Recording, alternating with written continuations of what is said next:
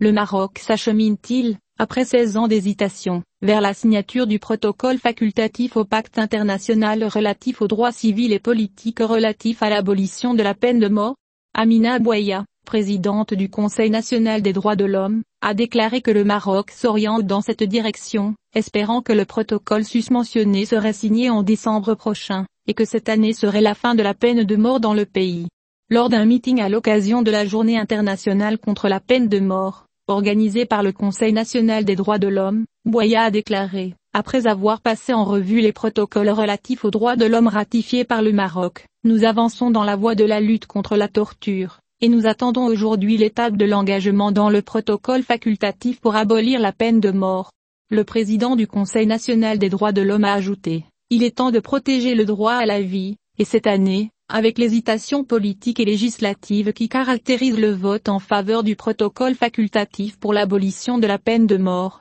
dans l'horizon de son abolition définitive par la révision du code criminel. Bouaya a commenté le cas d'Ibrahim Sadoun, un Marocain condamné à mort dans la République de Donetsk, dans l'est de l'Ukraine, en disant « J'ai enregistré avec satisfaction le suivi des différents auteurs de cette affaire, et la joie que l'exécution ait été pas exécutée contre lui. Et c'est un succès dans notre insistance sur l'abolition de la peine de mort », ajoutant, « Cette affaire confirme qu'il est temps de rompre avec la peine de mort. » Le Conseil national des droits de l'homme espère, comme l'a déclaré son président, que la fin de l'année en cours sera la date de l'abolition définitive de la peine de mort, coïncidant avec le délai de 30 ans depuis son exécution, comme la dernière condamnation à mort a été réalisée dans le Royaume en 1993. Bouaya a parlé de la réalité des condamnés à mort dans les prisons, affirmant qu'ils attendent la mort avec l'espoir de vivre, puis a ajouté que la peine de mort est une punition psychologique dure et une punition sociétale qui confisque leurs rêves et leurs espoirs.